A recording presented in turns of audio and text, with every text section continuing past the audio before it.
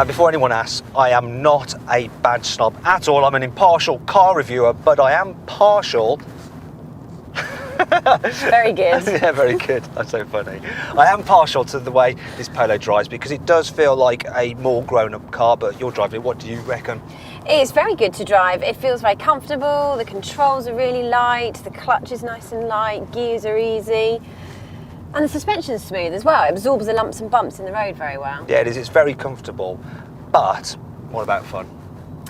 Well, that's where it's lacking. It could do with a little bit more of that. And when you go around the corners, there's quite a lot of roll. So it's not a particularly fun car to drive. And I don't think it's quiet, but if you go for one of the entry-level engines, the 1.2, it's really noisy. The diesels are noisy as well. I do like the 1.2 TSI Turbo, but that one's a little bit expensive. Personally, I reckon the Fiesta, out of the three cars, is the best to drive. But what do you reckon? Well, you would be right, because it's definitely the most agile, the most fun, and it's got a really sporty seating position. It makes you want to be a little bit cheeky. Yeah, I know what you mean. It does handles really well, doesn't it? Yet, it still rides brilliantly as well, so you can go over bumps, you don't notice them. In fact, I reckon the ride quality on this car can shame some much bigger cars. The engines are great too. The 1 litre EcoBoost that's fitted to this car feels like a little hot hatch, and it returns over 60 miles to the gallon. I know, it's 3-cylinder, makes a nice little thrum. Actually, it's pretty punchy as well. So it's small, but it's fun, and in a way, Rebecca, it's a little bit like you, isn't it? Are you flirting with me, Matt? If you go for the diesel, it returns 85 miles to the gallon. That's really good. And another thing that I like about the Fiesta as well is that generally you have got pretty good all-round visibility. Though, if I'm going to complain about something, the back window is quite small. It's not as bad as on the Kia, but I don't think overall the visibility is quite as good as on the Polo. Come on, handling to match. That might sound far-fetched, but the first generation S-Max was a bit of a revelation in this class. So we've got high hopes for this new model. New it is too, based on the new platform of the Ford Mondeo, although the styling is little more than a mild refresh. Boot space is good.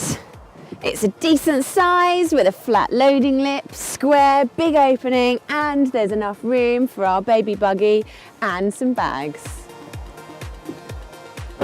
It's versatile too. If you want a van, you just fold down the rear seats, or for a bus, lift the third row chairs out of the floor. The one-touch folding system for these seats is an improvement over the old model. However, getting in still requires clambering through quite a narrow gap. And once here, there's not as much room as a Seat Alhambra or Ford Galaxy, so it's really only suitable for short journeys or children. We like that you get 3 proper individual seats in the back here that all slide and recline to make the children behind you even more squished. Plus, they each have Isofix mounting points, which means you can fit 3 child seats side by side safely.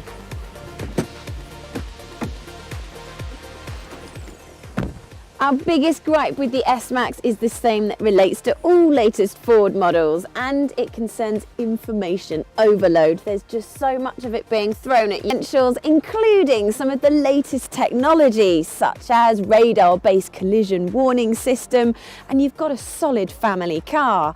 Okay, some of the rivals may offer more space, but none will be quite as enjoyable to drive. Don't go anywhere before you make up your mind. Check out the Telegraph Cars website to read in-depth reviews of other new cars on the market by clicking here. And don't forget to subscribe to the Telegraph Cars YouTube channel by clicking here. It's big on the inside too, with a boot that's easily able to swallow baby buggies and cases, and has a flat loading lip and underfloor spare wheel. The only small gripe we have here is that to fold the rear seats you have to go to the side of the car, whereas many of the Kia's rivals, such as the Kadjar, will allow you to do it from the boot.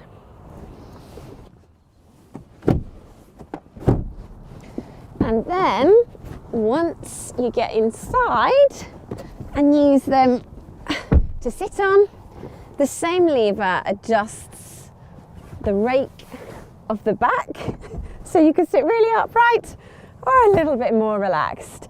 And there's plenty of headroom and legroom, even for tall adults. Kia has Compared with the standard GS Saloon, Lexus has toughened up the styling with some flared arches to accommodate the wider tracked wheels and these high performance brakes which look very impressive. For me, this car gets subtle but sporty just about right. It does feel pretty special inside too, with these wonderful sports seats and a real feeling of quality. Even its German rivals, despite being so plush, don't have the same level of indestructibility as a Lexus does. Mind electric hybrid. This cuts in two ways. First of all, if you're a company car driver and you like hybrids, you now have the option of a sexy coupe. Or if your heart is set on a sexy coupe, you can now enjoy the benefit in kind savings that a hybrid offers. You also get a decent sized boot and split folding rear seats for those longer loads. These big wide opening doors are a little awkward when it comes to tight parking spaces. However, one advantage is that it's a little bit easier to get into the rear seats, which are big enough to fit two adults comfortably side by side, even if they're taller than my 5'4½". The RC, all models get four-wheel drive, an automatic gearbox, and as you can see, a big boot, certainly bigger than the C-Class, but not quite a match for the BMW X3. And there's no seven-seater option, whereas Land Rover's Discovery Sport does offer those extra two seats.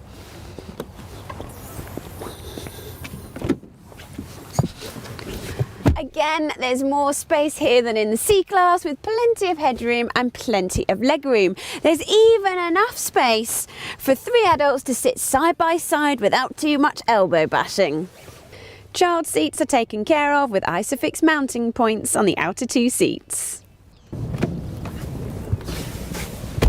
As a driver, you get a great commanding view of the road, although I do have a criticism. I'm 5'4½", which is not particularly tall, granted. However, the seat is in the furthest most position and the steering wheel is in the closest position to driver, and the average height of the UK female is actually 5'3", and I really think that they would struggle to drive this car. Not only is the GLC only available with a diesel engine, but there's only one choice of engine size as well, which is 2.1 litres. Mercedes does, however, offer it with either a 170 horsepower output or, as in the one that we're in today, 204. As for fuel economy, well, the official figure is 56 miles per gallon. Yeah, right, we are getting 36.2 miles per gallon, but for its size of engine and size of car, that is about average. Our couple. It's not like the GLC is particularly sporty. There's just a bit too much lean in the corners, and the steering, although it's quick, it offers very little feedback. For the real keen drivers out there, the BMW X3 is definitely the winner in this department. In theory, Renault should have this one in the bag because it's had more than a year to see how the Qashqai can be improved upon. No surprise then, it's managed to liberate a bit more boot space. Although it is worth noting you don't get these adjustable floors on the entry-level model, and Renault has decided to go for this retractable parcel shelf as opposed to the fixed one on the Qashqai. Rear seat space is about equal, with both cars able to carry 4 adults or 5 at a push. And of course, a rear-facing child seat slips into the Isofix mountings with ease, and the boot will easily swallow a baby buggy. It's Renault, though, that has the edge for dash design. Perfect. And visibility is not as good as it is in the Renault, whether it's looking over your shoulder or trying to see round these windscreen pillars when pulling out of junctions.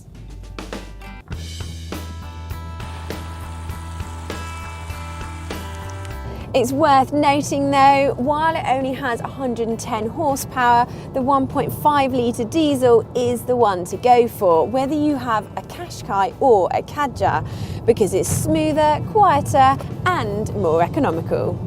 In lab tests, this engine